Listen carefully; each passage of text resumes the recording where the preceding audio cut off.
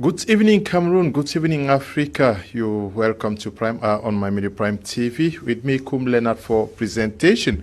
This evening, we're going to be looking at two deeply significant developments in Cameroon, all focusing on the northwest and southwest regions of this country. We're going to be looking at the return to Bangolan of His Royal Majesty Senator Fon Chafah, who returned to Bangolan yesterday. He made an announcement last week that he was soon going to return to the village, and many thought that it was a joke. He surprised everybody, and as we can see behind us, we have videos of his return to the village, and we're going to be looking at whether it is time for other traditional rulers who are living out of the southwest and northwest regions to return back to their respective villages to continue with the custodian role of tradition and custom. But we are going to be asking more questions, looking at our questions, whether this is time for reconciliation in these villages. Is it just going back for a symbolic visit, or it is genuine? We also are going to be looking at the vexing conflict that has been rocking the southwest and northwest regions for all these years. We're talking about the Anglophone crisis. Businesses have suffered, schools have struggled, the people themselves are tired, families remain divided, yet hope must not die for a lasting solution to be sought to the problem. Today we are going to be looking at what practical solutions are supposed to be put in place to bring the conflict to an end. We're going to be discussing on these two important topics with the panelists who are with us. We have Dr. Dimancho Michael, who is with me in the studio. Good evening, Doctor. We're glad to have you. It's a pleasure, Mr. Kum. Good evening to all televiewers of My Media Prime, and good evening to all the Fons of Noni, of course, all the Fons, all the chiefs around Cameroon, especially those who are in the conflict-hit zones, who are actually struggling to pick their pieces and to put their people together. Good evening to all Cameroonians. We are also going to be discussing with Dr. Apostle Ambe Valentine, who will be joining us all the way from Spain in Europe. Good evening, Dr. Apostle. We've been missing you for so long.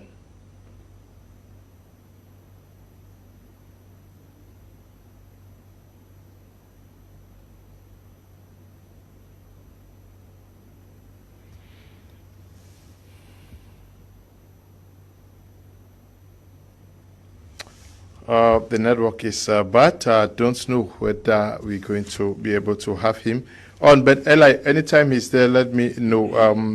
Now, we start with you, Dr. Ndimancho.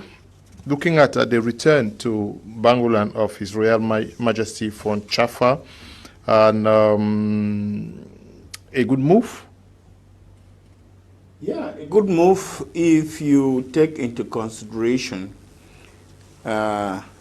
law number 77 stroke 245 of 15 July 1977 that regulates the functioning of the chiefs as far as their communities are concerned.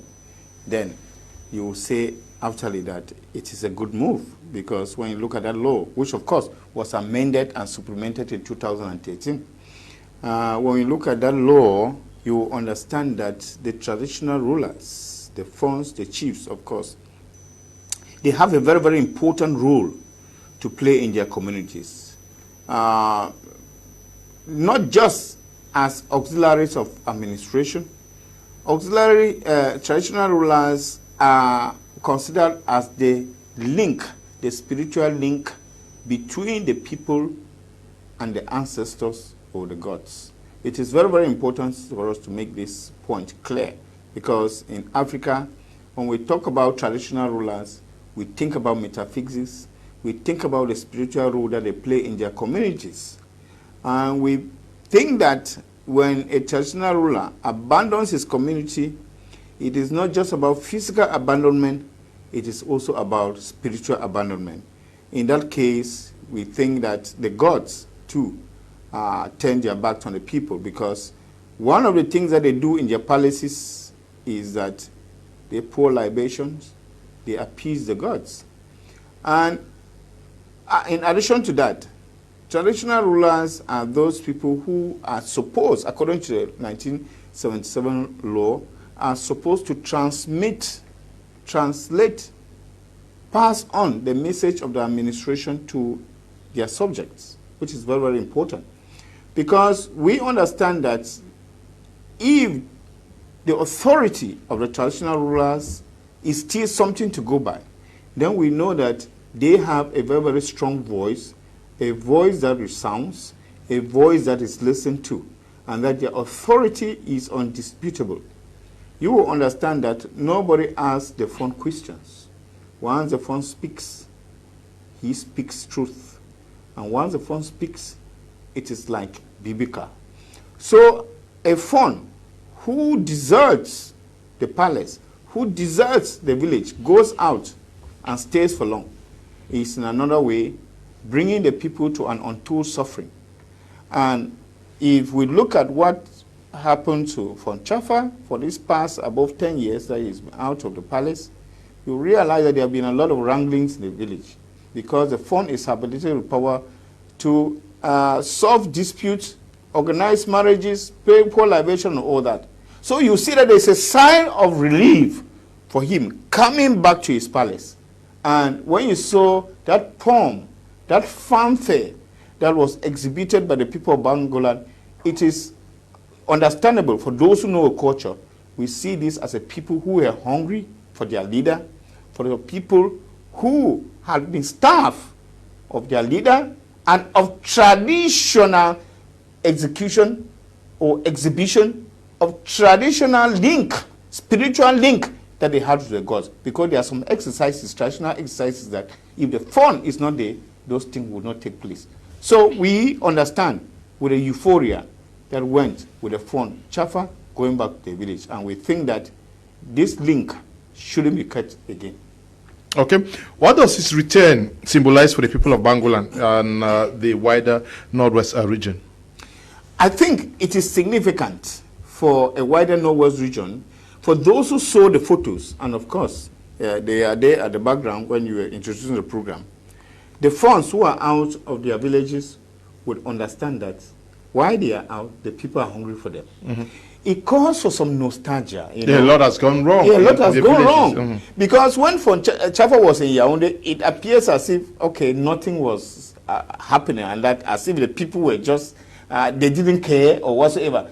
But now you see that it is as if the people actually were hungry for their king. And nobody was there to actually speak out. It is like the people actually having their Messiah back to them. So it means a lot, and it's a lesson for any other Fon who has been out of his own palace or his own kingdom for a very long time, to know that even though the people may not overtly express to you, because nobody actually stands on the face of the Fons and speak, no subject speaks on the face of the Fon, even though the people do not say anything, you should know that the people need their Fons, and that the Fons staying out of the village for so long means a lot for the people. And therefore, this sends a very, very strong message to both the people, the chiefs of the Northwest and Southwest region, especially those who have left and taken up posts of responsibility, and now they are under the guise of working for the government, and now the people are left to themselves. So they are going to see that despite all, that the people can only rejoice, they can only be this communion, this euphoria in the village when the Fon or the chief returns back to his people.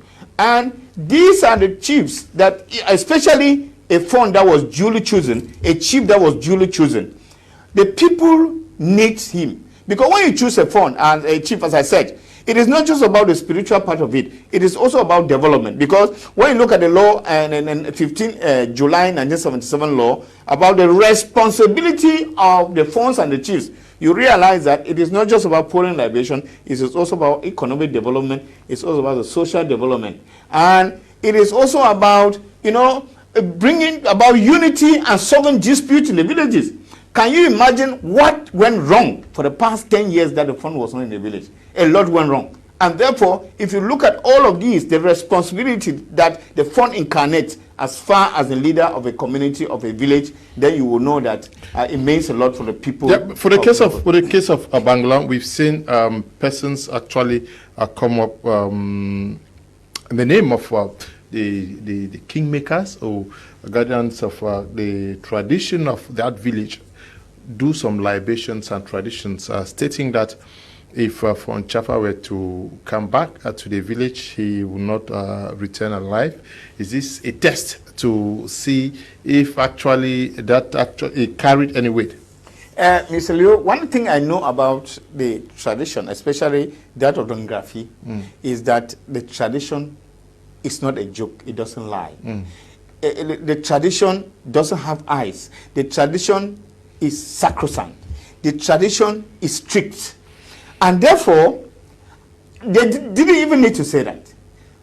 According to my reading, and as a traditional title holder, what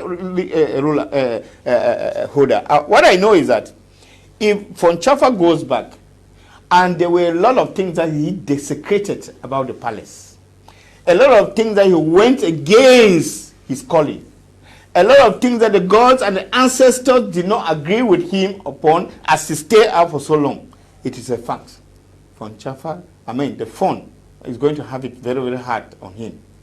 And one of the things is also that in Africa, the gods, even though hard, are usually very understanding.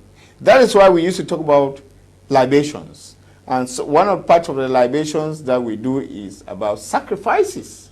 We offer sacrifices to the gods. But you should understand that there are certain cases which are extreme cases, which sacrifices cannot heal. I said somewhere, and I reiterated that, when in a dispute to gain a traditional throne in Africa, and especially in the Northwest, where actually we know that this thing is hereditary, because the 1977 law understands the fact that the enthronement of a chief or a fon is hereditary, and that when you fight to gain it, when it is not yours, you know the consequences. Nobody stops you. I've seen occasions where somebody is fighting to be enthroned, and then the kingmakers say, allow him to get there, because they know the consequences. They know that it is a fight, it's a spiritual fight, and not the fight of the living. This is one of the things that happen. And there is a law rule about this fondom and chiefdoms, especially from where I come from, that each year, or there is a number of time, amount of time that you are not supposed to stay out of the palace. That one is very clear. And when you do that, sometimes the kingmakers, they warn. The first thing they do is they warn you and they remind you, because that's their responsibility. They warn and they remind you that beware of what you are doing. When you become defiant, they don't mind it. Even though they are habilitated with the powers, because they say that when you go above that law, that you stay out of the village for so long, what happens is that they have the right to intrude a new fund. And I'm sure that this is one of the things that the dispute that they had in Bangolan, that the kingmakers raised, so that it was raised to stay out of the village for so much, and there was this escalation to intrude a new fund. But then, the issue is that the issue about the fondoms and the chiefdom is an issue between he who is on the throne and the gods and the ancestors. Fon Chafah, like any other fon, is going to be able to have his fight to do his ancestors. And this fight would happen, and it usually happens, especially when he goes and wants to start back to do his libation. He's going to see it. If something is to happen, he is going to notice it even before it happens. There are certain libations that you do and they refuse. I have witnessed one of those, where you go to pour libation with palm wine, and the palm wine comes out red like blood. I saw it. Yes, I witnessed it in my place where I come from. Especially there was a land dispute, and there's a fon of a different side who came to pour libation. And when he did that, because he was not in the rightful place, it was blood that came. So he is going to have all of these, announcements. He's going to have all of these indications to him to show that he needs to be very, very careful. And that's why sometimes when it happens like that, there are some people who are very, very wise. They send other people to do some of those libations, and they plead to the gods on their behalf. So the kingmakers didn't even need to tell him that something will happen to him, because they are not the kingmakers who make happen. They are the gods, the ancestors that actually. Now, in this return, do you see it as a purely symbolic affair, or does it signal a new era for reconciliation? Well, it will signal a new era for conciliation if the king comes with, remorsefulness. Because if it is that king, like I saw the convoy, who comes from Yaoundé and with all the security he came with, and he wants to show that, okay, he's coming from Yaoundé, he's a senator, and that he wants to wrestle with the people of the village, whom some people call the hitting people of the village, then it is going to be a problem. I think that one of the things that he should do is to let the kingmakers and those who matter know that he, in the first place, is wrong, or he was wrong. You remember the bone of contention, where some 10 years ago, he went to a man of God, and he had to actually openly among the vision, denounce anything that was to do with tradition or libation or whatsoever in the palace. This is where it started. And I'm asking myself, when you look at those photographs, one of the first thing that, the subject that welcoming, I saw masquerades around him, welcoming him, and I asked myself, is it not another sign of the fact that he is going back to meet what he denounced? He's not the wild man of God in now being played now with the Fon Chafah. So it is a very, very serious issue that he has to battle with now, because not only he will have to accept to be accepted to pour libation, because there's no one who doesn't carry out some of those traditional things. Okay. And therefore he has to accept to do that. Dr. Apostle Ambe Valentine, why are you there now? Good evening. Yo. Good evening. We're glad to have you on Prime Hour.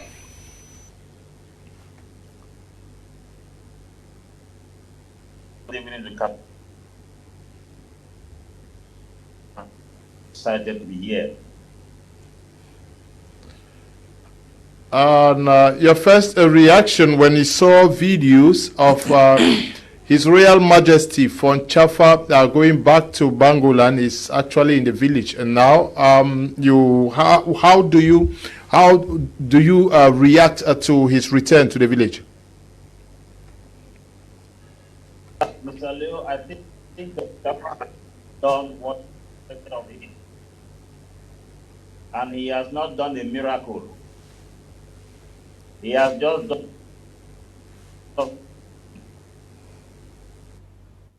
We have to go back to history. Leadership.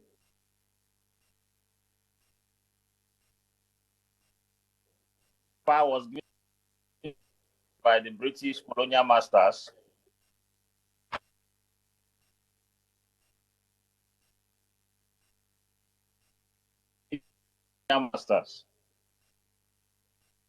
And so much power was given to the Fons. West.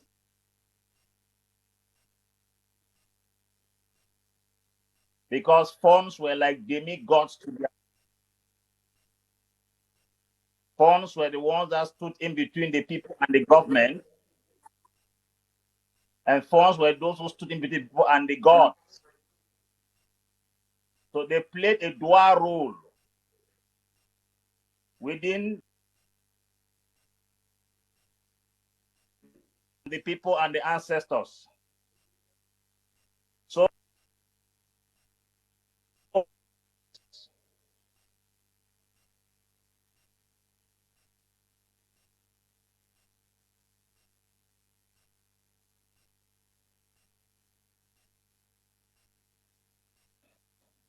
I understand the cries of the people of Bangolan. challenges are created in the absence of their form. I also understand the one thing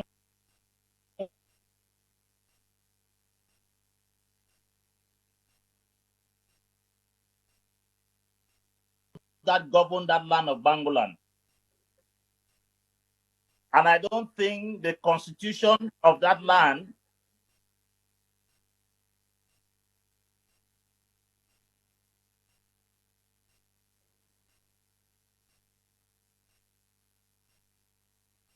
I think they went too far. When did the people start fighting for the gods? Because I believe that they consulted the god before the Fon was appointed. The Fon, all the rituals that they expected the god to have given as instruction. Why did they take it?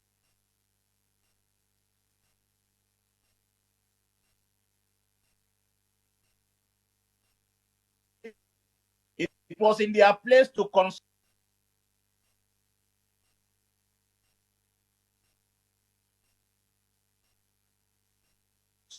that for the god.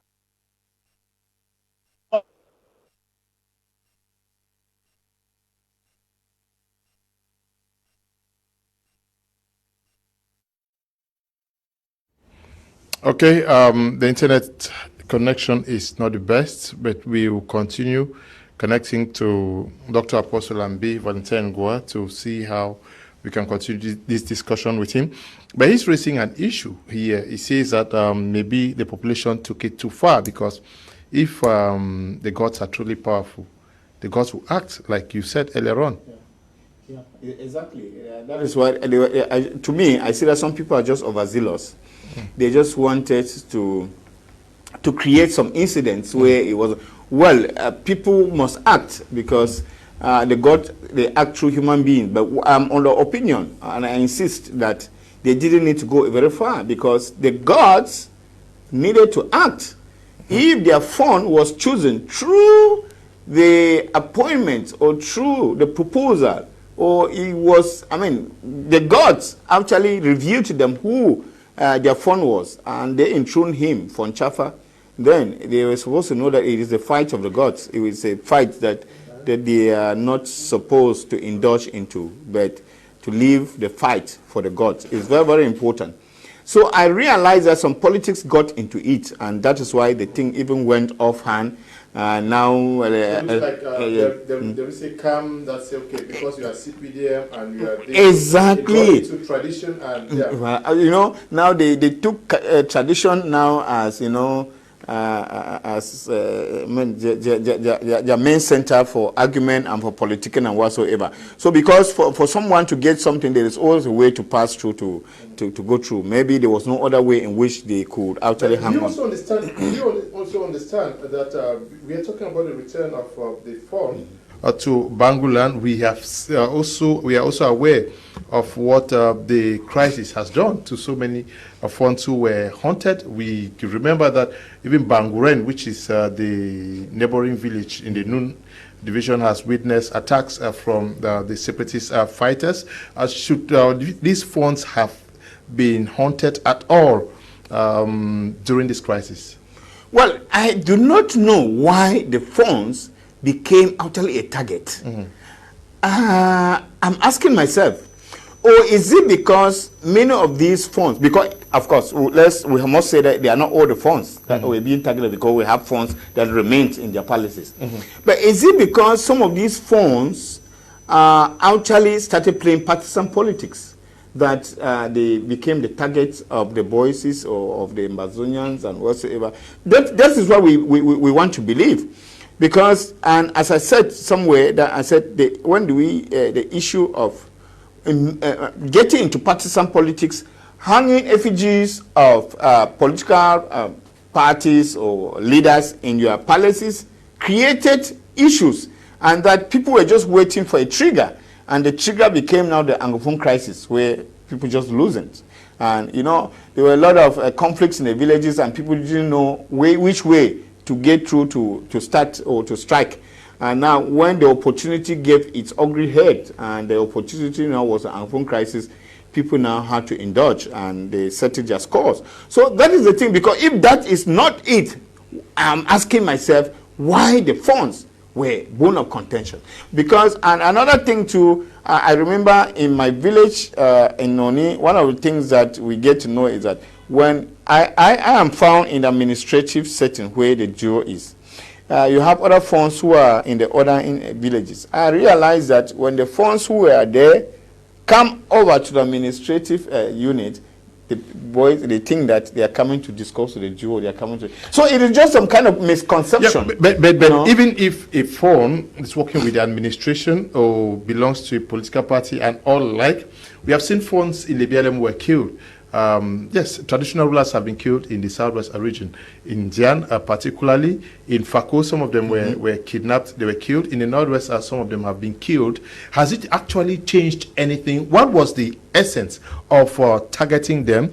And because they got targeted, did it change or contributed in any way in what is happening in the northwest and southwest? Mr. Akum, I think that when this crisis will get to an end, we are going to be reviewed to so many things that happen in the dark.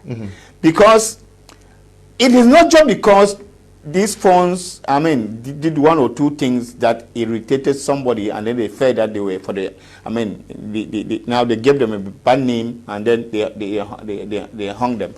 One of the things is that you realize that there are people who were disputing the throne, and then they saw this as an opportunity to, I mean, eliminate the incumbents and take over. There are a lot of things that happen which we are going to be reviewed. So, because when you ask yourself, when you kill a chief or when you kill a Fon, what changes? And because, of course, nothing has changed. For those who were killed, what changed? The crisis continued. Still, they didn't reach Boya. They are still trekking and going to Boya. And you ask yourself, should traditional rulers actually go through this because of what you call black legs? Because I'm asking myself how traditional rulers were black legs. And you will see that there are a lot of plots about these things that did not even have anything to do with the Angfong crisis, but just because some individuals, their selfish motives, pass through what they call the Angfong crisis to commit their heinous act. And I must say this, most of the guys who committed those acts against the traditional rulers, because I believe very much in the metaphysical and spiritual powers of traditional rulers, most of the guys who committed those acts, they themselves went the same way. So, and it brings us to the lesson of actually punishing somebody by death. How do you punish somebody by death when you know that in a no long distant time you are going to follow the same line? So it is important to take note of the fact that the Anglophone crisis has come and ignited a lot of things. Disputes, even land disputes that people had in the villages. I remember there is somebody who was even retired who was going to one village in the northwest region, and he was, I mean, communication, because he was disputing some land with someone. I mean, the communication came from the village that the man was on the way coming, and they had to take him on the way along. So you find that there are a lot of issues that happen about that are happening with the Angfong crisis that do not even touch on the issue of culture. It do not touch on the issue, I mean, the law that we're fighting for, the by juria, by culture, and all of those things that we're talking about, education and all of this. It doesn't in any way touch it. It touches on selfish motives, on motives that people after nails against other people, and they were looking for the opportunity now to get. And you find out that a lot of people have gained things that they, I mean, were longing to get, and they could not get through their own hard work, but now they have taken advantage of the Angfong crisis. And therefore, when you look at it even now, the chiefs and all those who have suffered because of the Angfong crisis, the Angfong crisis is now behind us, as I can say. Because what is happening now is no more the Angfong crisis. Let us all be clear about this. It is no more the Angfong crisis. it is now about settling scores. And the chiefs, some of the chiefs have suffered this because the chiefs remain in their palaces calmly. You can't take them off and you behead them, you execute them in the guise of them believing in the La Republique. I do not know how a chief in the far-off village is believing in La Republique. So it is an issue that... Yeah, but Dr. Apostle Ambi Valentine, while you were developing some points and we're going to learn before I come up with other questions. Can you continue, please? Yes, Mr. Leo, like earlier, Fon Chafah normally was established by the gods of the land. And I believe the gods are still very much alive. And if he has to be dethroned, has to be the responsibility of the gods. And I think that the notables of Bangolan are supposed to respect the tradition and recognize the fact that the king, according to the constitution, cannot be dethroned. They allow the gods fight for. And we also understand that the circumstance in the village, because of the northwest and southwest, also influenced the departure of the god. The other factor is the fact that the king also turned to another god, worshiping another god, denying the gods of the land. And I think that the gods were supposed to be enough to even kill the form before the notable of God. So I believe that the people should allow the gods to fight their battle.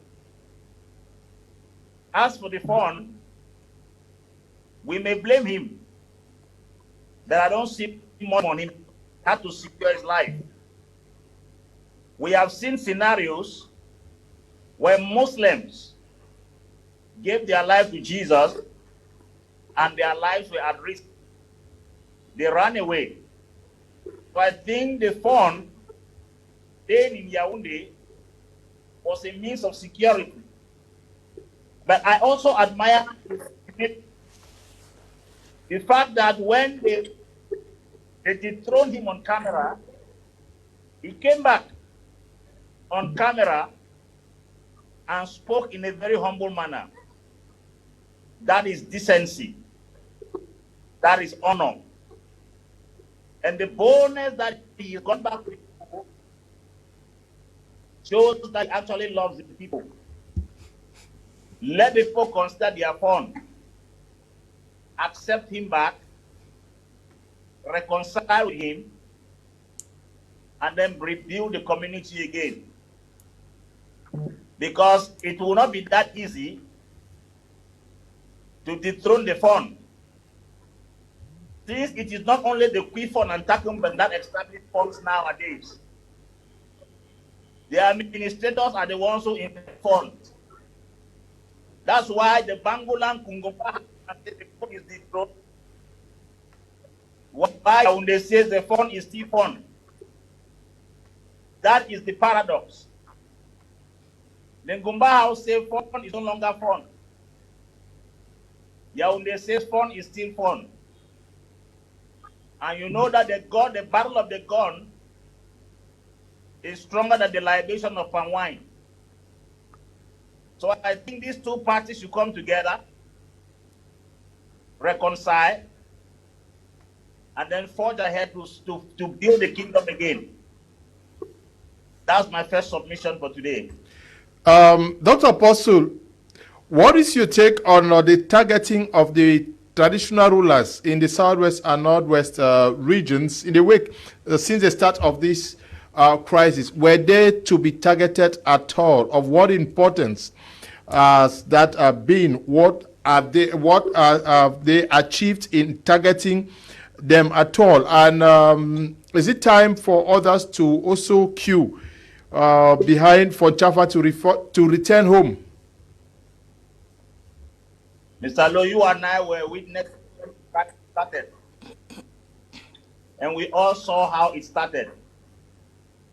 And we knew out of zeal, excitement, emotions, anger, a lot of mistakes were done. Why do I say so? If you trail back to the history of the phone crisis, the attacks on phones is not only one of the numerous mistakes that were made.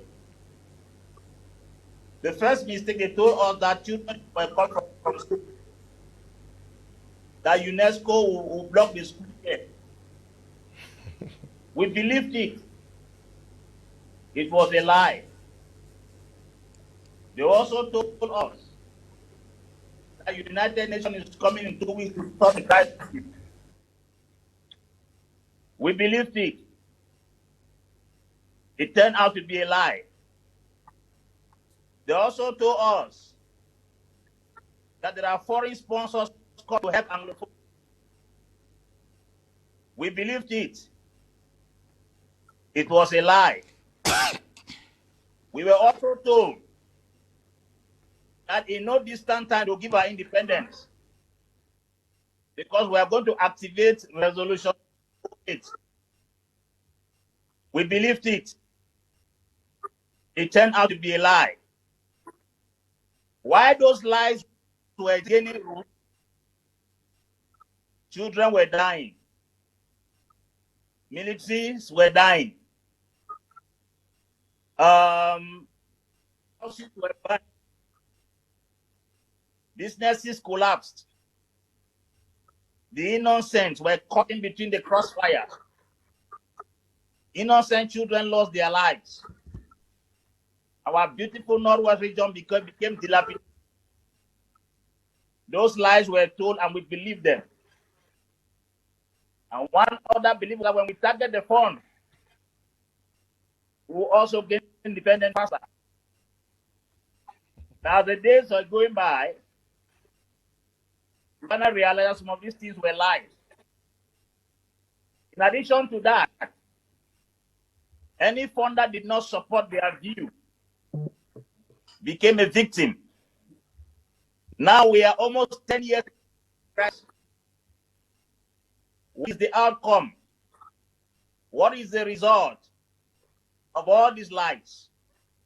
I think the definition of insanity is doing the same thing over and over and expecting a better result. We have driven our funds away from Lebialem to Ndonga Mantung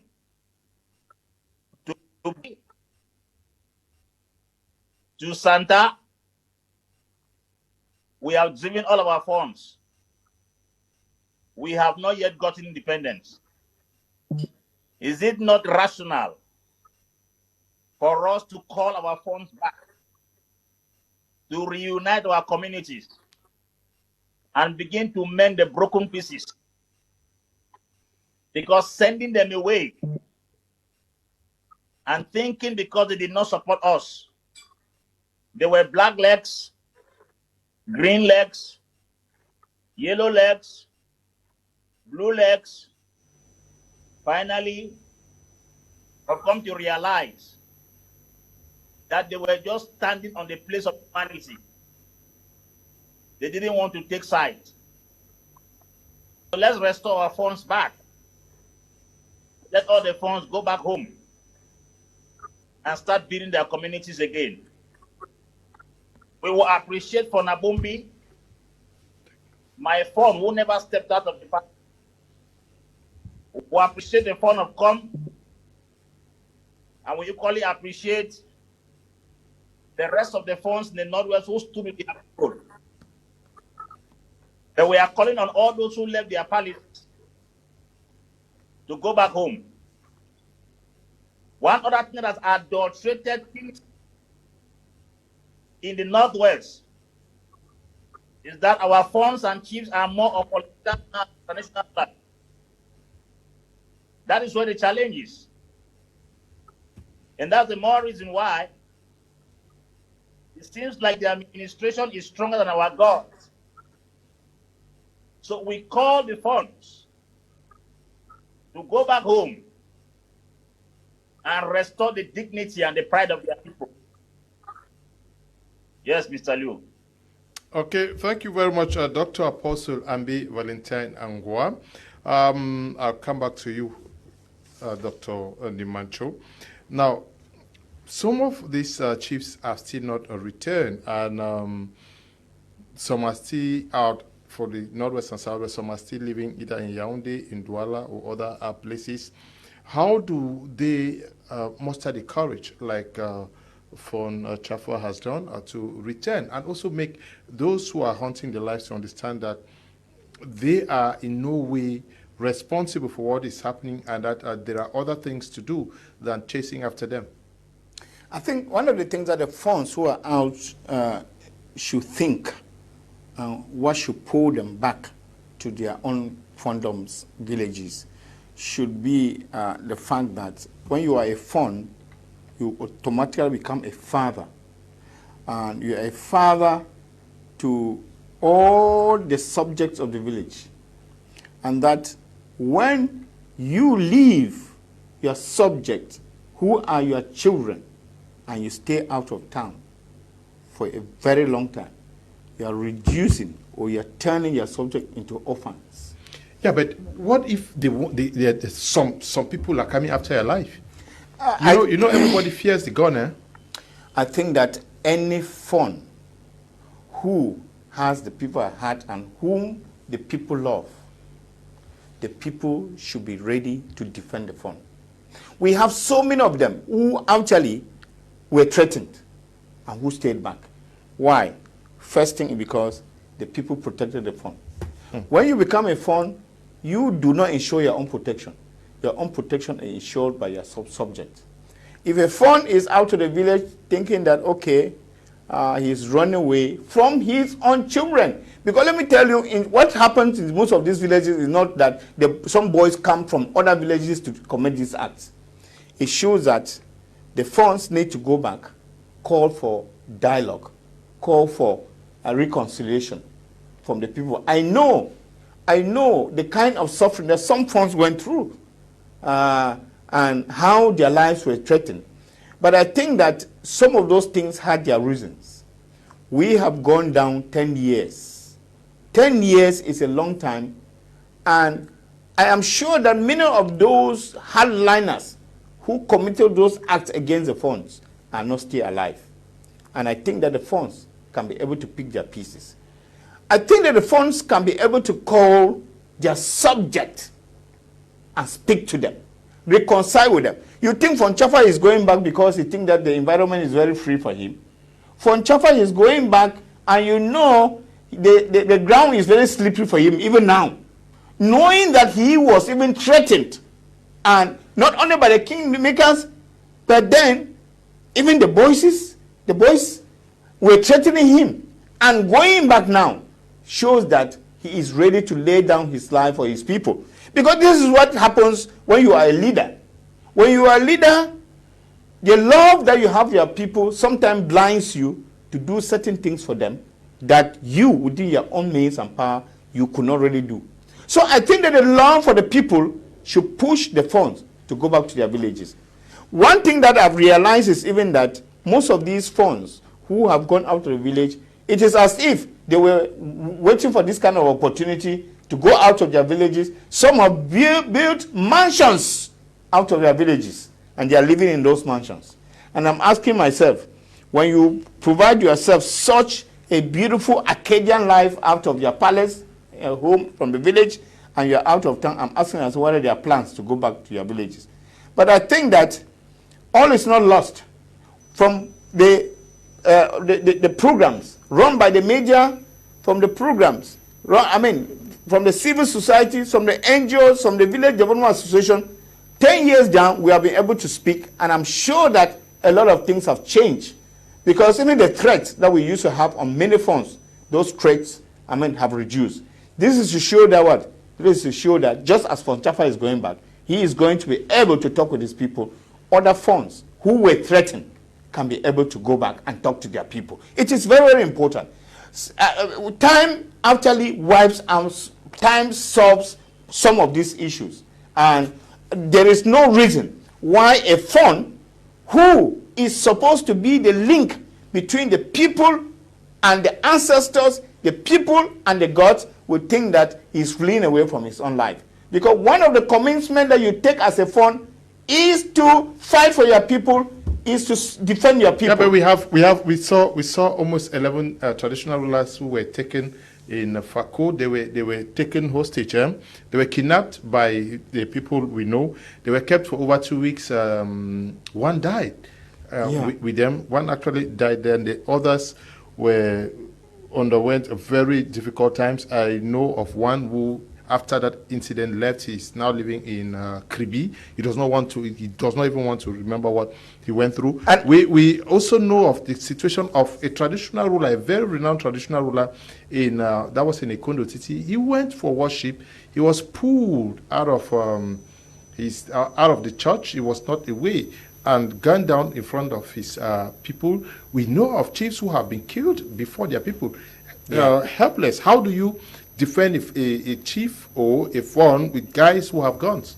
Yeah, I think that one of the things that the chiefs should depend on too is the fact that they are not ordinary human beings. Usually I say that the chiefs and the Fons are immortal.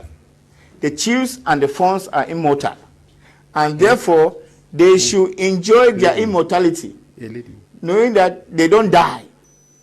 Mr. Kum, the chiefs and the Fons do not die. And I'm saying this. And that any Fon or chief who is afraid to die for the people means that he was not a rightful Fon or a chief. And it doesn't mean that we should actually let their lives be threatened, because apart from incarnating the metaphysics and whatsoever, they are also human beings and they have flesh and they feel it. But I actually think that they have a role to play even in solving this issue. When you run away, who do you leave behind to solve the issue? And if a Fon chief runs away, it shows that perhaps he wants to resign, or does he want to stay put?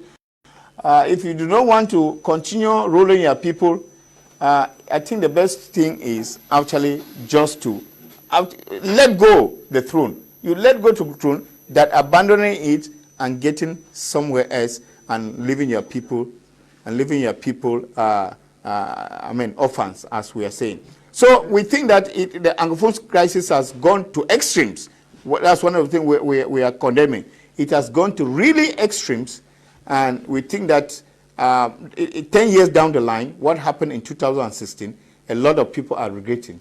And I'm sure that never, and really never again, will we ever come back to the issues that happened between 2016 and especially 2020, 2021. Dr. Apostle Ambe, do you agree with Dr. Nimacho, who thinks that a true chief or true Fon should fight for his people, die with his people? Are they not supposed to protect themselves also? Because take the case of Fon Chafah, maybe if he stayed on, he would not be alive today. Yes, Mr. Leo, Fons are custodians of customs and tradition. And Fons are supposed to stay with their people no matter what. But with the testimonies that were taking place in the Northwest and the Southwest, a very notable Fon like His Majesty Sendilo of Saw was kidnapped by the boys. And also other Fons in the South were killed. That alone played a very pivotal to frighten the leaders of the South. We know that Fons are supposed to defend their people, but they are supposed to be alive to defend the people. When it came to a level where they were now killing Fons, kidnapping Fons, intimidating Fons, you don't expect Fons to stay there and watch them just being killed. Nobody wants to die. They were elected or they ruled. They were not coronated to die. So I think the fact that the atmosphere was conducive for them to stay, it was enough reason for them to have departed. But you see, seeking for measures to come back to the community was what they did not. It is true that pressure took them out. But wisdom was supposed to have brought them back. Some of them went out, enjoyed the luxury out, and forgot the palace. That was their error. They have stayed out for too long. And that's not expected of them as leaders of a people. So I think they had the right to leave, but they extended their stay beyond the. They were supposed to have been looking for measures to go back because of the love they have for their people. They were supposed to have looking for strategies to restore their palaces. But most of them went out, constructed new palaces in strange lands, if they were praying for a crisis to come. That's an error of maximal proportion. At that level, we see no concern for their people. We see no love for their communities.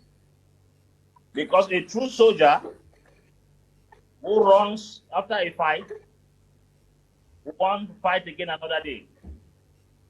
So I think they exaggerate their day out. And we are using this medium to call them on to go back home to their community and be able to reconstruct the broken. Because there is this confidence that people place on their phone. Look, for instance, the pageantry, the honor, the respect, and celebration that was accorded to Fon Chafah for making that step back to Bangolan. It tells you the people who were yearning, they were panting, they were desiring of the return of their Fon. But the Fons went and never looked behind. That's where the Fons failed. So I think now is the time for them to correct errors they committed 10 years ago. Yes, Mr. Liu. Okay, I'll just get some names of Fons and traditional rulers who were killed there. We have Chief Eso Ito of Ikondo Titi Indian Division. He was killed on in August 2018. We have Obon Ekpo Philip Nkwo, Chief of Irad Village in Mundimba, still Indian Division. We have Chief William J. Mbanda. I know him personally. He is the chief of. He was the chief of Lisoka Moliwe Village in Fako Division in the Southwest region. We have Chief Motia Ofunda Eso, paramount ruler of Barondo People Indian Division. Chief Francis Molinga, that is also a chief in Fako Division. Chief Ikomengale, who died in captivity, that is in mile 14. It was news to almost every body. We have His Royal Highness Mbinglo the First of Nso, who was abducted and later released in 2021. We have His Royal Highness Fon Chafah Bangolan Ngokutunja was abducted in 2019, later resurfaced. We have His Royal Highness Fon Yakum Kevin Tuvi, who was the president of the House of Chiefs for the Northwest region. He was kidnapped for over a year. And then we have His Royal Highness Fon Senka Elvis Ganyoga, the third of Babisi, was also abducted. And then we have several others. We have His Royal Highness Fon Martin Kumato of Isu, who was also killed. We have His Royal Highness Chief Vincent Dumu of Lewo in Libialem, We have His Royal Highness Chief Michael Nwacham in the Northwest region, His Royal Highness Fon Christopher Fontem of Libialem, His Royal Highness Chief John Yefe in the Southwest region. So many of them were killed and others abducted. We've just been joined by Dr. Lucy Gongbo, who is with us in the studio. We landed some days ago. We're glad to have you with us here in Cameroon, and their reaction as a mother to the news that His Royal Majesty Fon Chafah is back at home. Thank you very much, Mr. Liu. Thank you, my Media Prime. I am very, very excited to be here today. It has been a long time coming, and finally, I made it through the traffic. I experienced the Douala traffic today. Now I understand when people say I'm in traffic, because we usually like, oh, these people with their traffic. So I do understand, and I thank you all for keeping my Media Prime going all these years. And I have finally made it here, and I thank you all. So I do agree with what the panelists have said about the Fon, and it's a very happy thing for Fon Chafah to come home. And I do think that all the Fons should really be making a move to come home. The Fons belong with their people. Fons are the fathers of all the villages. The villages who have a Fon, they all look up to their Fon as their father. So when the father is out, of course, the house is not well. So it's a good thing for the Fons to work their way to come back. And we do understand that some of them had to move for their safety. But when they were out, I think while out, they should have been working behind the scenes to get their children together, to work how they can get back to their villages. And I do think some of them are doing that. Sometimes they do that behind the scenes and we don't know. But we do pray and hope that all of those moves would materialize so that the fathers should go back home. It's a good thing to have your father home. If they are away, it's not well.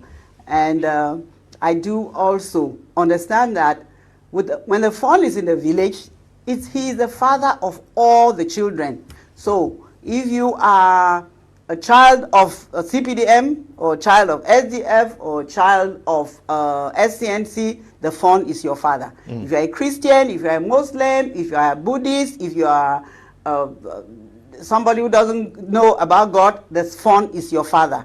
So the Fon is a father to everybody in the village. And being that, the Fon cannot favor one child over the other. So it's good that the Fon should be home, and it's good that the Fon should make the children understand that he loves all of them. Even if at this one point in time he's talking to one child, it's not because he does not love the other child or he does not know what the other child needs. It's just that you cannot talk to everybody at the same time.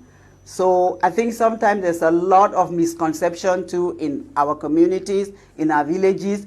Just because the Fon was talking to maybe the Prime Minister, they feel that, oh, this Fon is CPDM, he doesn't like us. It's a black leg. He's a black leg, yeah. So there's a lot of misconception. There's a lot of gossips in the villages. I just think that we all, as people of one village, we should learn to trust our father. Because the father cannot talk to all of us at the same time. So if he's talking to somebody from the SCNC or from somebody that they call an Amber, it doesn't mean that he's an Amber Fon. It doesn't mean that he doesn't like somebody who is in the SDF. It's just that he cannot talk to all of them at the same time. Okay. Greetings to you all. The Fons were wanted because they were not neutral, but joined the party in power. Edward is writing from Ambam. The story is really deep and long, but it all started before the Anglophone crisis. And before the Anglophone crisis started, Fon Chafah was long out of Bangolan. Okay. Good evening, Mr. Kum and crew. Dange Rebecca from Douala. To me, the Ngumba did well without their action. The Fon could still be in Yaoundé. The Fon need to be humble. Genuine and forget about SDO and military who accompanied him. He needs his people. Now, Dr. Nimancho, how do we rebuild trust between traditional institutions and displaced populations and the people who live back in the villages? It is simple. Let the funds develop the interest back to for the people. You realize that most of the palaces are flaking and peeling. They have gone updated. They are inhabitable at the moment because they have abandoned, the funds abandoned, and they are living in towns. The arenas where the people used to commune with the funds, they bring problems to be solved. It is now deserted and now found in bushes. But I think the funds should redevelop the law for the people by rebuilding that palace, because when you rebuild a palace is a communal kind of a place where it belongs to everybody. When people see that you are rebuilding, just like what we had last Saturday, you see, it was rebuilding our palace when it was abandoned after a long time because of the Anglophone crisis. So we are about the process of rebuilding the palace because the people have realized that there is something missing. When the palace is not there, people do not know. It is not glaring, but you feel it that there is something wrong. And therefore, for all this while, people have been feeling there is something wrong. Immediately you touch back on that point that usually is an aspect that touch on the hearts and the souls and the spirituality, the tradition. People know that you are coming back to them. As I said, the phone is called them. Like from where I come from, you don't say the phone you or him. It is them. And what does that mean? It means that the phone is the village in itself. It means that when the phone deserts the village, it means that he has taken the village off. Spiritually, for that matter. And therefore, the phones need to bring back the village. Because when I go out of town, I see my father, I'll say, them. I'm talking to them. Them. Let them go back to the village and rebuild that village that they have taken out. It is very important. So that trust needs to be there. And for trust needs to be there, as I said, the law actually regulating the traditional chieftaincy in Cameroon, that law 77/245 of 15 July 1977, it spelled out certain responsibility of the funds. And that law was still amended in 2018, where a lot of responsibilities of the funds towards the village were spelled out. Once the fund abandons this responsibility, he knows that, there's mistrust that is building. And the first thing, the law also recognizes that the fund is the spiritual link between the people and the ancestors and the gods, because they recognize it. Secondly, the fund translate or transmit the message of the administration to the people. Is the rule of the fund too. The fund is not just there in terms of culture, it also assists in the economic development of a village. It's important. Meaning that the fund who has been out for 10 years, the economy has stagnated in those villages, because the fund is also out for the economic development of the people. Is also there for the social development of the village. So you can imagine what went wrong since this crisis started and since some funds deserted their villages. So to rebuild this confidence, the funds need to lobby their subject to rebuild the villages. Because once, I will tell you that a lot of villages actually were blocked, and they are still blocked in terms of infrastructure, in terms of roads, electricity, water, and all of those. How would the people have trust in the funds when they don't have these things? Which, of course, if the funds were there, the leads will actually come there and lobby for those things to come. But some of them don't want to lobby because they say they are lobbying these things and their fund is out of the village. It means that they are just, wasting their time. So in some villages now, routes were cut off. They produce, the agricultural produce that they have, they cannot transport them to the market to sell. And if the funds were there, a lot of solutions will be sought in these things. So, because now, what happens now is that the communication with the 2013 law, the fund is an auxiliary of the administration. It means that what? They have a lot of things that they communicate in common. If the joy is there, the fund should be there. So that at least a lot of things should actually be communicated between them. But when the fund abandons and goes, it is only the Jew, perhaps, who remains in the village and Okay. gives his own laws and gives his own orders, and there is nobody who can plead on behalf of the people. Now, Dr. Apostle Ambe Valentine Angwa, what concrete steps must follow this return to restore confidence and unity, not just for the people of Bangolan, but across other villages where the Fons are living out of the village? Mr. Leo, it takes trust to bind us with followers. And that trust has been broken. That trust has been destroyed. It took so much time for this trust to be broken. And it will take so much time for it to take place. But the first step is to go back. Once you go back, you can start rebuilding the trust again. It's not going to be an easy ride. But I think with patience, the same way they destroyed the trust, they can still build it with time. Because if you look at, for example, the Fon Chafah, you will realize that the village was not as full as expected. I saw some videos on the day of his arrival. A lot of people had gone to the farm. Means there is still grievance, there is anger. That anger will take some time to heal. But I think the Fon can still build the bridge back to him. If he goes back, let him take the humility he has gone back with to get to the strategic notable and call them back. Make them understand the reason why he left. Try to reconcile with them. Once he builds peace with the notable,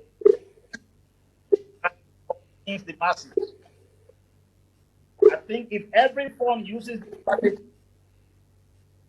and drop their pride, not going back with military as if you are going to intimidate the people, you will only aggravate the situation and make the people come to a sense of understanding that they are still your people. And gradually, with some other developmental projects that you can initiate in the community, it can restore trust and confidence.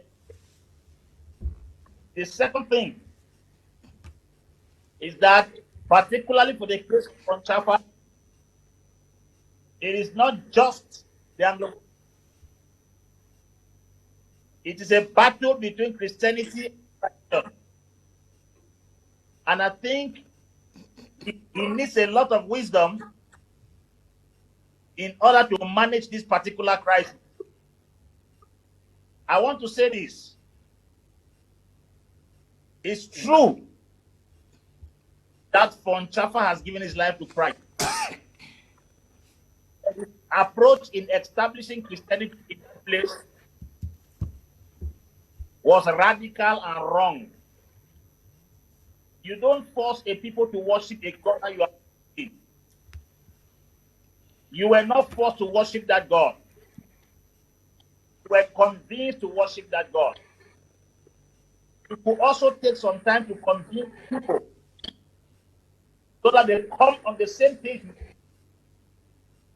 I think so much zeal without knowledge was passing why Bangalan is where it is today. And I want to say to the pastors who are, they were supposed to have acted better and used the Fon as a tool to transform, not making him a target in the hands of the people. And I think it will take some time to build that trust again with wisdom. But it is not too late. And this counsel goes to all the Fon who have escaped from their communities. They should go back with brokenness, a contrite spirit, humility, as people who have failed their people. I think humility is the key that unlocks the most difficult gate. That is the beginning of restoration. Thank you.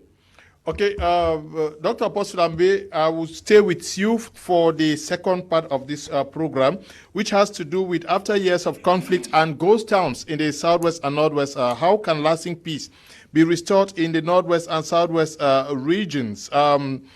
Should we still be funding the conflict? Should we still be talking about the hope of the conflict? Is this not the best time to start counting the cost, stock taking, to see how to rebuild lasting peace in these regions?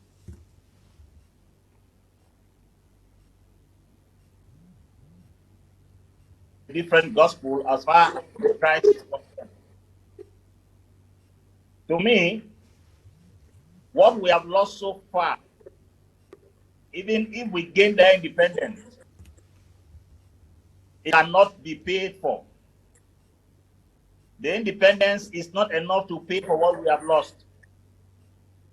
Then to even think of the fact that we are still ready to lose more in order to gain an independence that is not yet in view is an error of maximal proportion. They used to say a child who sits on the back of the mother will never know how much distance the mother has covered. It's the people who live in the Northwest and Southwest that understand how far this takes them.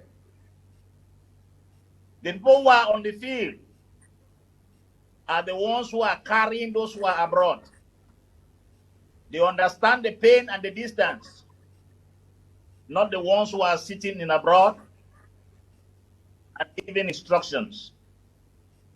So I think it's time for us to do a reflection on the educational sector, the medical sector, infrastructure, economical sector, political impact, ecological impact upon the Northwest and the Southwest, and ask ourselves the sincere question if we are still ready for more damages. If we do that, and we drop our anger, our emotions, and become rational thinkers, we will tell ourselves the truth, that this thing is not worth fighting anymore.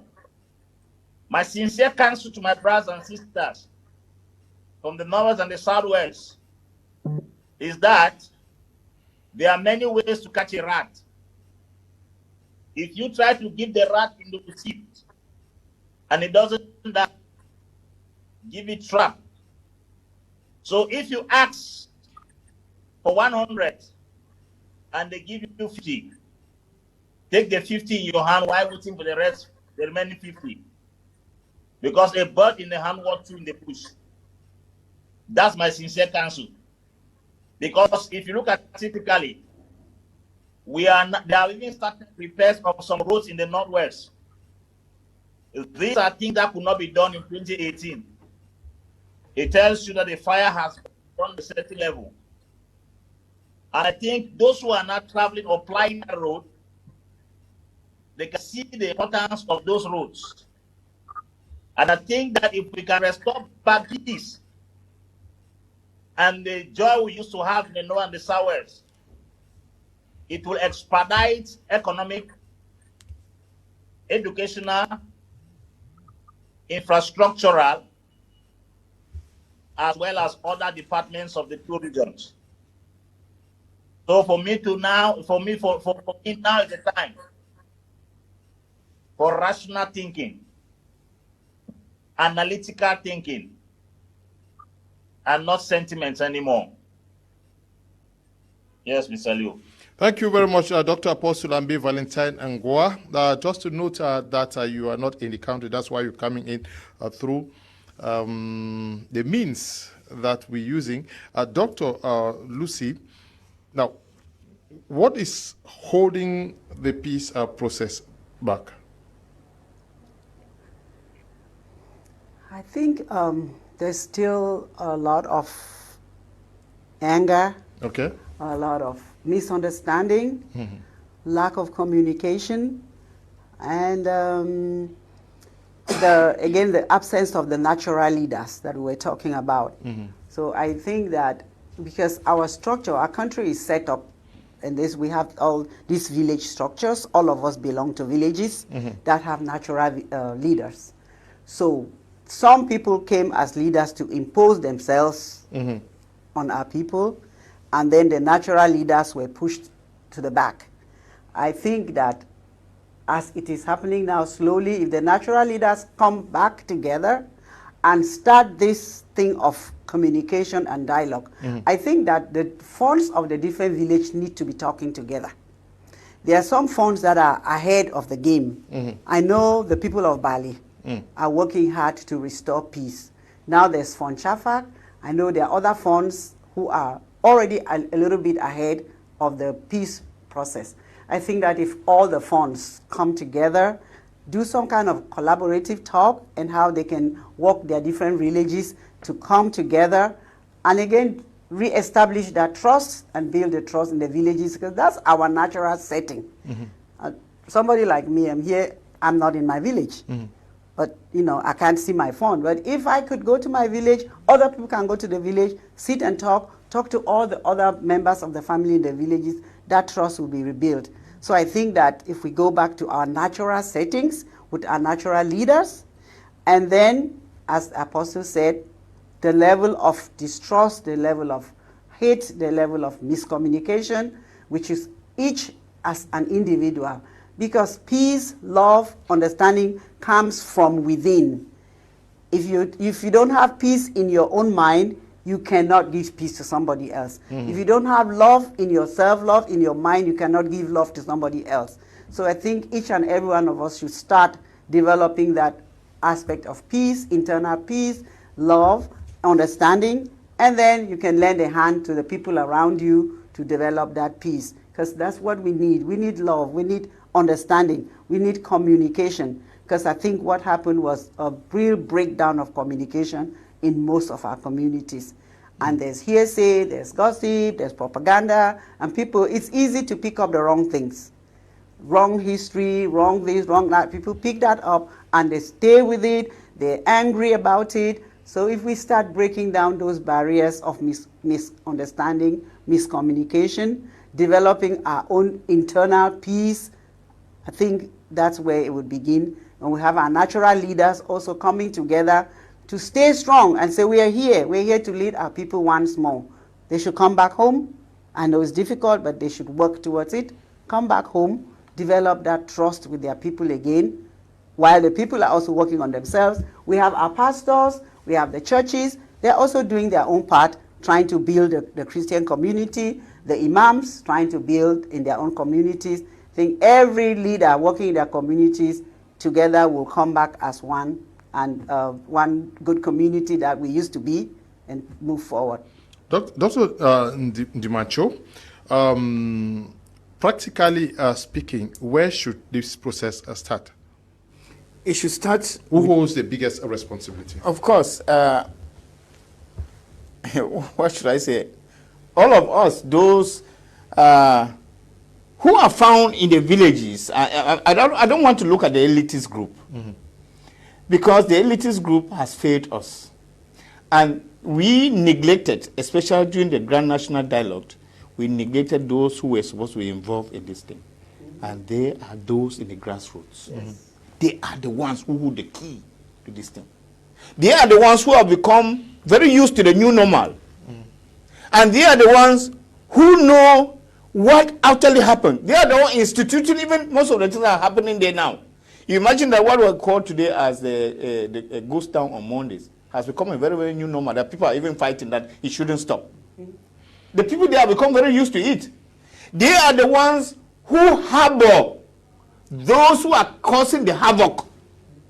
Because the guys who are causing the havoc are staying in the communities with the people in the villages.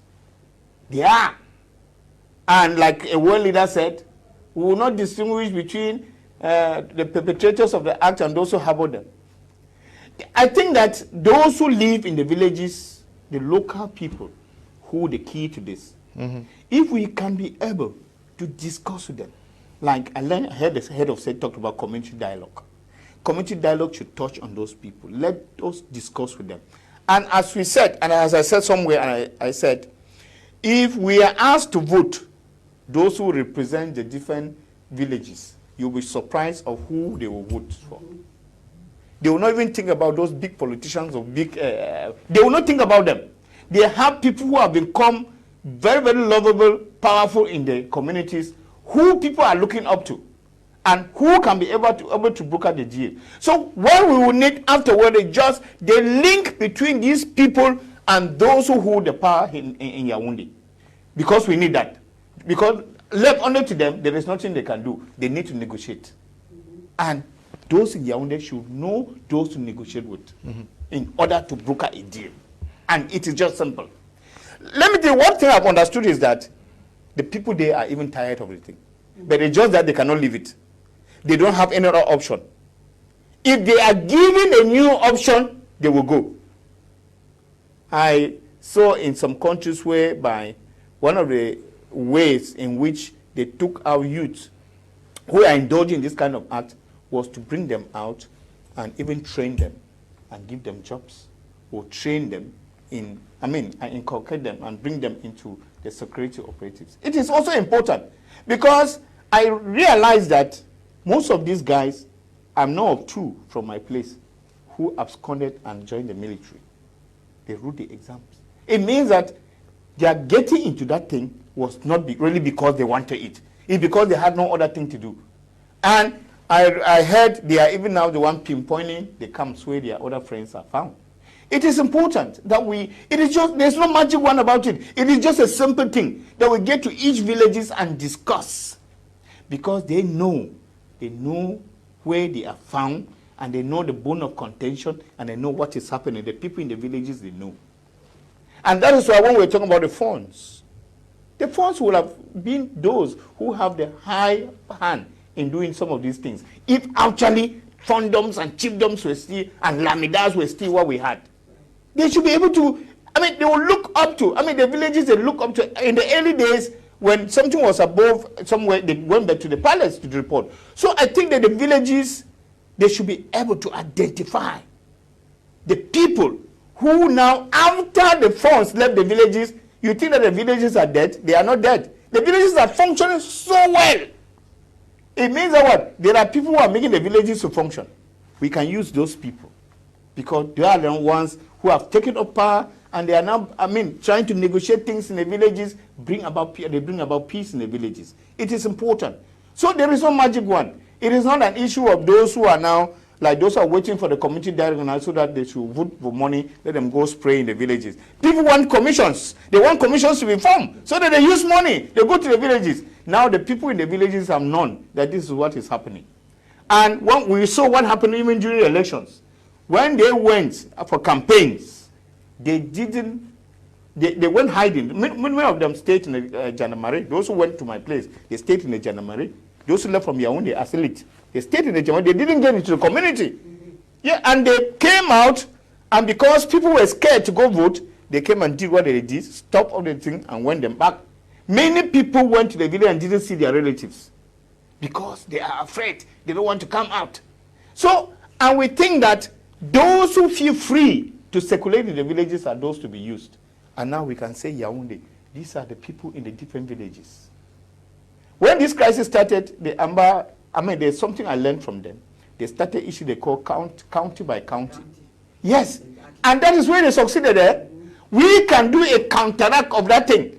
And let's say, okay, in seeking for peace, let's go also county by county and build up the different communities so that they should also be able to arm themselves with peaceful means to be able to fight back. It is important. So, thinking that we will go to Canada to go and sue peace, we'll go to Switzerland to go and sue peace, or waiting for the UN Secretary General to come to Cameroon, waiting for the Pope. Yeah, because another magic one now is that the Pope is coming. and I hear the Pope is coming to pray in Bamenda so that there should be peace. Why are people dreaming? Peace is not just prayed for. Peace is worked for. It is important that we know that. And this is what kept us down. And I said one day that, when the U.S. Secretary General was in Cameroon, I was in Bamenda. The streets were dry, and I asked why. They said Secretary General was in Yaoundé. And I said, but you're waiting for the magic one, somebody else to come and negotiate. Those people come and they spray them red carpet in the phone and give them gifts and they go away. And we remain suffering. So we have the keys to open this door of peace, the door that will bring back the normalcy that we had. Remember the education industry, it has gone. The film industry, it has gone. There are different people dictating on how our colleges work. Those who have never even gone to school, they tell them when to go to school and when not to go to school. Those who have never been to school, they tell the churches when to open and not to open. They tell hospitals or doctors when to open, operate, and when not to operate. Those who have never been to school, look at where we have become and where we are today. So let us get to our people who love the peace and talk with them. And I'm sure that we're going to get after what we need as peace. It's very, very important. Let us not put the cart before the horse. Okay, let's not put the cart before the horse. I've just been informed that Dr. Apostle Ambe is not available, still network issues to get through to him. But Dr. Lucy, I had a question for Dr. Apostle Ambe since he's out of the country. Some people are still hoping that, okay, the peace effort will start from the international community, which is going to force the hand of the government officials and those who are calling the shots from out of the country. Is it still possible? Should people be counting on that? The international community is large, it's huge, and everybody, the whole world around, there are crises everywhere. Everyday crisis, and for us to sit and think that the international community, I don't know who, the United Nations, the World Bank, who will come and help us. I think they can help, but I think it needs to start with us. When you're doing something in my village, they say, if you're waiting for somebody, you should be moving forward. So we're waiting for it's not wrong to hope that somebody can help you. But I think that you should be doing your own bit, moving forward, doing what you're doing, and then reaching out for that help. Because it's hard for somebody else to even come to help you because they would not know what exactly you want or what exactly you need. So if you start moving forward in your direction and then you reach out for that help, I think that's much better. And it's not wrong to expect and hope for help, but I think that in doing that, you should be doing your own part. And I think each and every one of us, as we have all heard the other speakers say, from the villages, from our homes, from our own heart, we should be doing our own part while reaching out, if we can, to the international community that can help us. But I do not think that the international community alone can help us, because there's a lot of need out there, and Cameroon is one of the really small countries of the world. We have a war. We have a war today between Pakistan and Afghanistan. We have the U.S. that is engaging a war with Iran as well as Israel. Israel is also fighting Hezbollah and Hamas. We have Russia that is fighting with Ukraine and other conflicts across Africa, which makes it also difficult for the international community to focus directly on what's happening in Cameroon. True. Yeah. So I think that we should be doing our own thing, especially the communication, and we have talked about the Anglophone conference for a long time, and I don't know what's holding us, and if we can't do it, sometimes it may be difficult to do it physically. Right now, we can do things online. Dr. Ambe was somewhere else and talking to us. So I think that Anglophones can reach out to each other across the world and start generating something virtually, and eventually meet up in different parts of the world to build this synergy for having peace. I think a lot of us are tired of what is going on. Okay. We are all really tired, and we want peace. We're talking about ghost towns for years now. There are still some people who are not very, very comfortable with the idea of people going back to school. How do you understand this, Dr. Ndimacho, that 8, 9 years down the road, people still do not see the need to allow children to go back to school? Of course, there are people who feel that they are eternally unfortunate. Let me say they feel unfortunate in life, and they think that they should spill over their misfortune to other people. That's right. And you see, the Anglophone crisis has brought a lot of confusion, and we have understood a lot of things about human beings. That there's a lot of issues of jealousy, a lot of mediocrity that some people actually didn't in life. Some people don't even want to progress.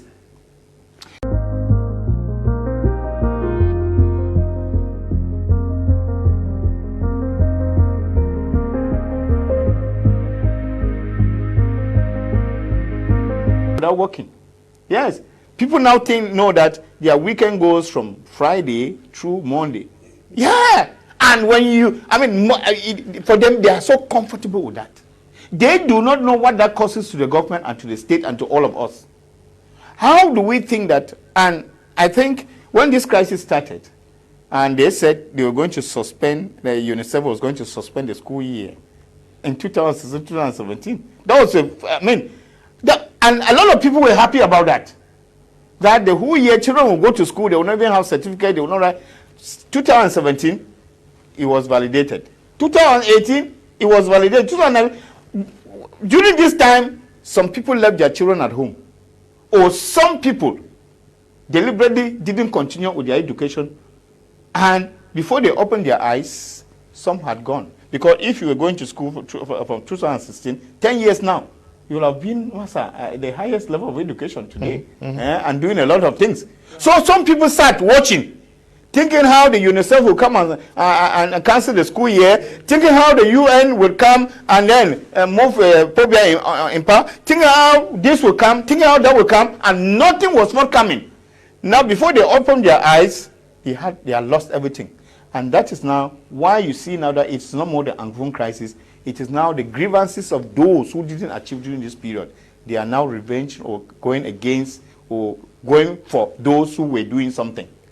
So the issues of kidnappings, the issues of, they are all caused by the fact that some people stayed put and they're waiting for the magic one. And they're waiting for something somewhere. But in a process, when you engage in something, there are strategies that are employed to attain certain objectives.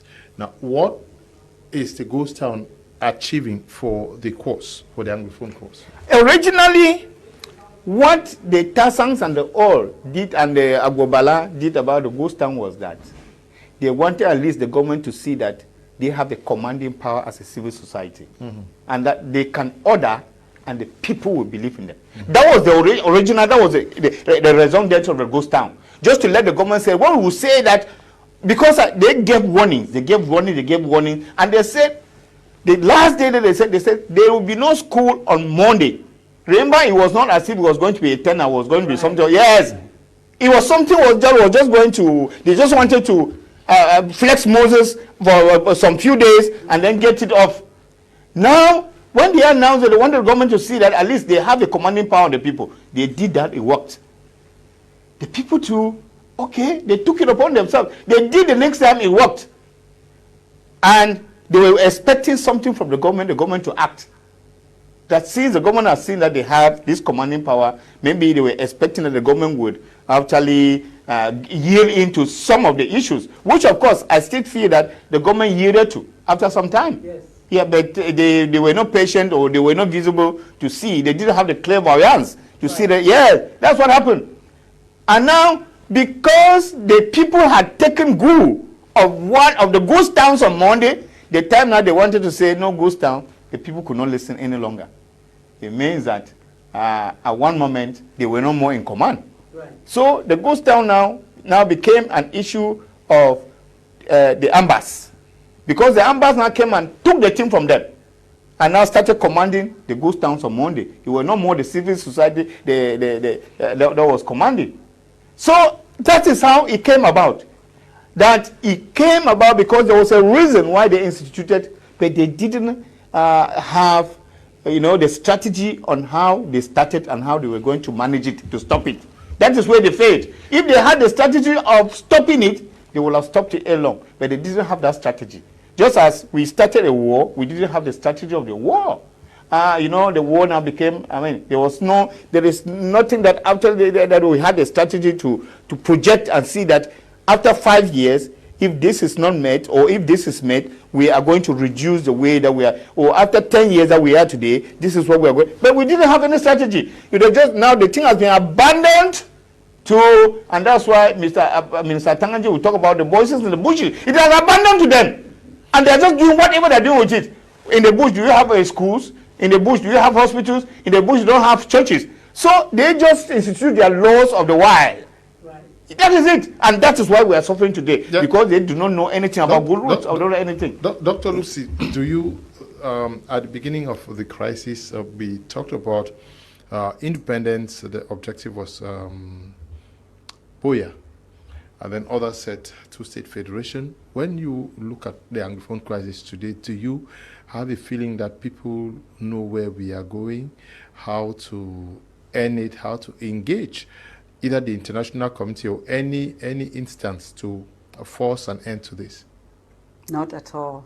Not at all. I don't see any clear path that where either the independentists or the two-state federalists, or I do not see any clear path that we are following. So as Dr.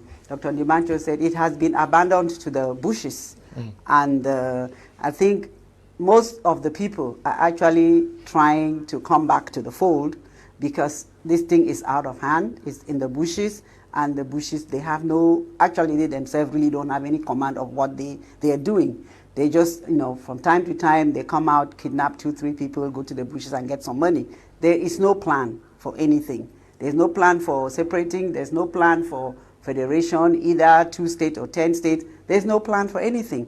So it's just, we're just there, and matching time, just marking time. There's nothing. The country is, I would say, falling apart, and there's no plan for anything. So I think we need to come back to the fold, come back together. And if Dr. Ambe had said, there are many ways of catching a rat without cutting its tail. If we want something, you start something and it's not going, we should regroup and rethink. And maybe this was not the right thing, and maybe there's something else that we can use to get what we want. I think every Cameroonian just wants a better living conditions for all Cameroonians, not even only Anglophones, everybody. I just left Bonaberry to come here, almost 3 hours. That is just, I mean, I feel it is just abominable. It's horrible. I think every Cameroonian is suffering. Yes, the people of the Northwest and the Southwest had some other kind of suffering, but at this point in time, the whole country, everybody is suffering. And if we can find a way to ease life for everybody in Cameroon, if it's better for everybody, even the people of the Northwest and the Southwest will also benefit. So I really think that whatever it was that was started is not moving. There's no path. There's no clear route to go where they wanted to go. We should all come back as people of one country and find a way to work for better living conditions for all our people. Because if everybody is living a better life, I think the people of the Northwest and the Southwest will benefit from that too. So things are really, really, really difficult, I dare say. And there's a lot out there. I just sitting in the traffic, in the heat and everything, I was like, this is just, I don't know how people live like this every day. It's just, it's difficult, very difficult. Yep, that's a life in Douala every day. But isn't this actually dangerous when you are into something like you are in a journey? You take a vehicle going to where you don't know where you headed, and maybe the fuel may get finished on the road. You're going to Marwa, you don't know when and how you will get there. Or you're going to Jamena, just going. Isn't it more dangerous than what we were living in the past? Of course, answer is, of course, when you're going to a way where you have no headway. You do not know how the journey is going to end. Here in Cameroon, we don't estimate journeys. Yes, you live here, perhaps you are going to Yaoundé, just from here to Yassa, you already spend 1 hour, 30 minutes, for example. A journey from here to Yaoundé that is supposed to take you 4 hours.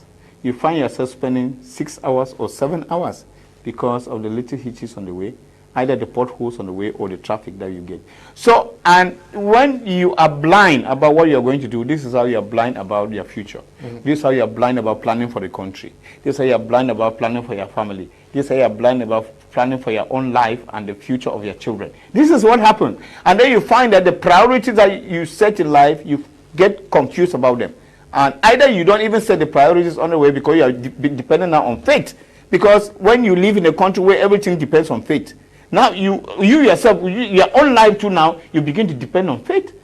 Because you cannot plan anything for the future. How will you plan that you're going to work this night as you go back home and you're going, the electricity is epileptic. You don't have electricity at home. How do you work? Or you plan, you don't have water in the house. It's a very, very serious matter. Sometimes we have taken that to be very normal. I'm sure for Dr. Lucy it is strange.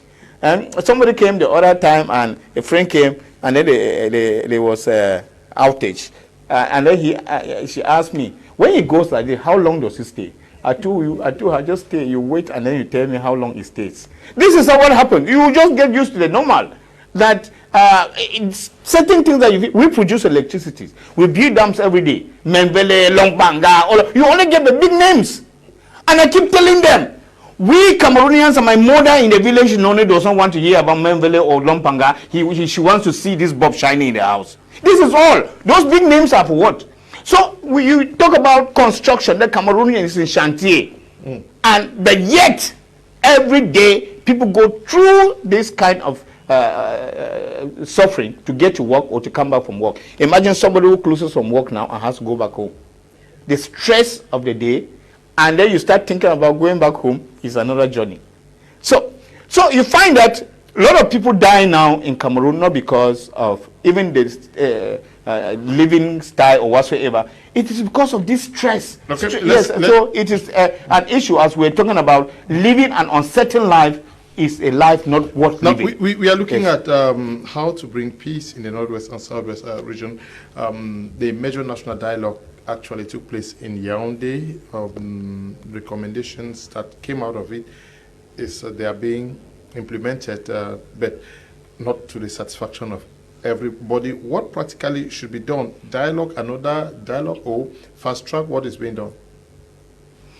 I think, well, I don't know, it's for me. I think that we failed in the dialogue, and I already mentioned that.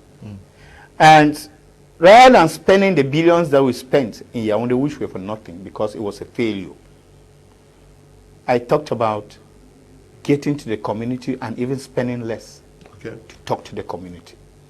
Not spending money, bringing people from all over to go sit in Yaoundé and talk. Let us go to where the crisis is taking place and talk to the people. It is important that we do not, escape. Because it appears as if we deliberately escaped the route that we were supposed to take to solve this Anglophone crisis, and some people began play it on time. We knew what to do. How can I be concerned about something you're discussing and you don't call me? This is what happened. That those who were concerned were not called. They call what they call technocrats. Those who are very big people in peace building. But they know that there are certain issues that you need to get the information from the community to be able to solve. There is someone who came bragging to me that he's, number one, he has done a communication and he's a professional in communication. I'm talking about my priest in church. Because there was something we were working on. And he told me, leave me this to me. I've done communication in the US. I mean, it's my profession. I said, okay, you've done communication in the US, but you need to know what obtains here first before you bring those that your certificate you have done to be able to manage. Because you need to know the terrain. It's not enough going to to get a big book and certificate that you have done communication.